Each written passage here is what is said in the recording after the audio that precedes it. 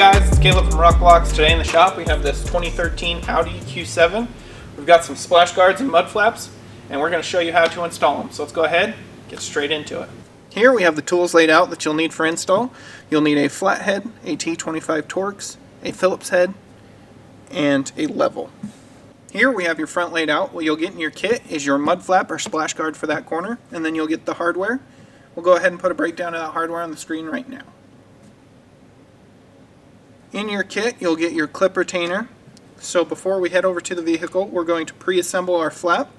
And to do so, we're going to take our nylon clip, place it in from the logo side, like so, aligning the nipple with the hole right here.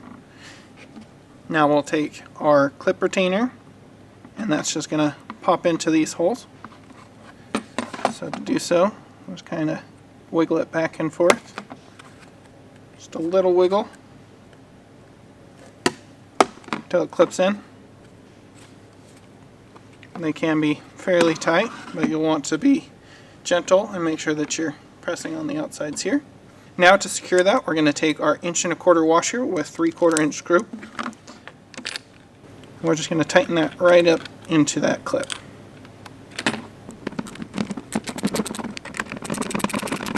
We're just going to get that snugged up, not fully tightened, and so that way we can slide that over the fender's edge. Now with that pre-assembled, we're ready to head over to the vehicle and begin installing. Here we are at the front of the vehicle. We're going to begin by removing the 1 OEM screw located inside the wheel well. This is going to hold your fender liner. We're going to take that, set that to the side. Before we get started, we're going to go ahead, we're going to grab our large metal clip. To make it easier to install, we're just going to take our flathead and kind of open it up just a little bit. Now with that large metal clip, we're going to slide it onto our liner about right here. And how you know that's the right spot is the liner actually starts folding over. So as far in as you can get it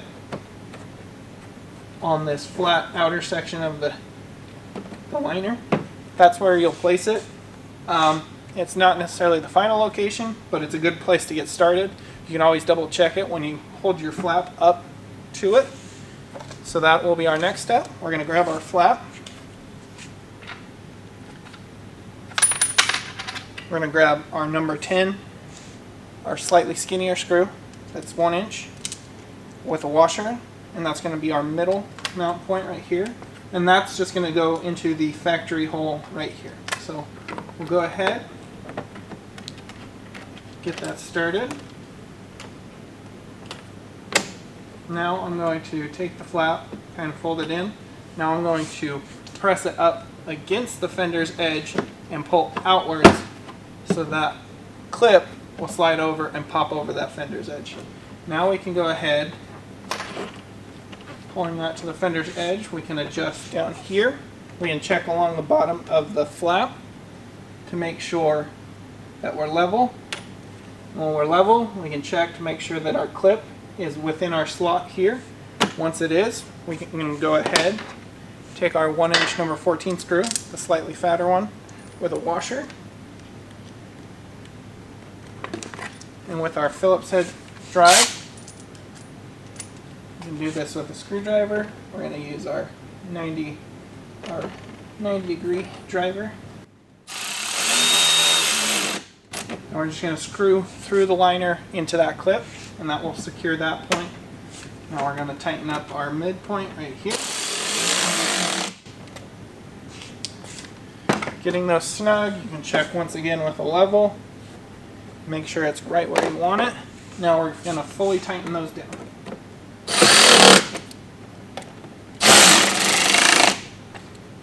Don't over tighten the middle one, as you can strip out that insert.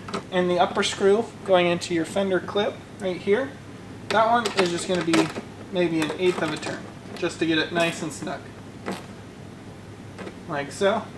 And now that completes the front install. You can repeat these same steps on the other side. Let's go ahead, jump to the rear.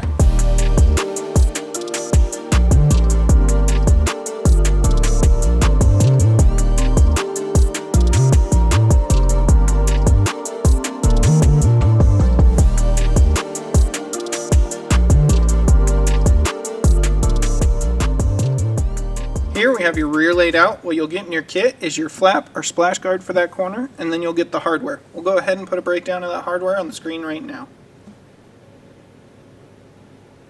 Now let's head to the vehicle and begin installing. Here we are at the rear of the vehicle. We're going to begin by removing the 3 factory screws located along the fender's edge inside the bumper, right here, and right here. So let's go ahead. We've pre-loosened ours. All the factory screws on this car are T25 Torx. Get those out of our way, set those to the side. Now we're going to grab our flap. We're going to grab an 1 3/4 screw. Place a washer on that screw.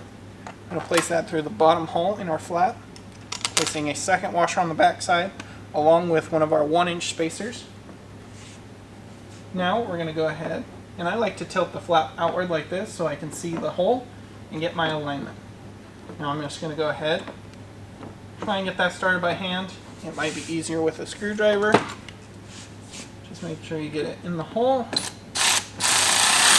We're just going to get that in a few turns. Now we're going to work our way up the fender.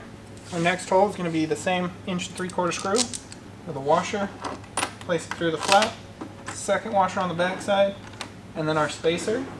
We're going to lift that up and align it with the next hole.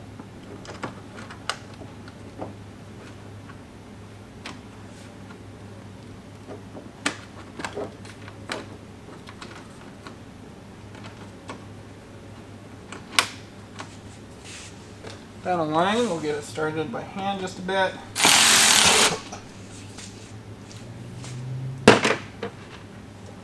With that aligned, we'll get it started just a little bit and tighten it down just a couple of turns, making sure that we're getting all of our hardware in place first before we fully tighten anything down. So for the upper hole, once again it's going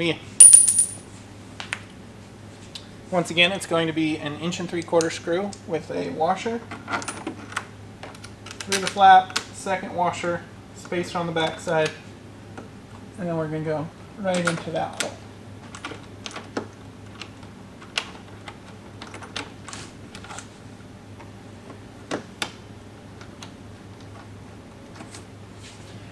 Try and get that one started by hand.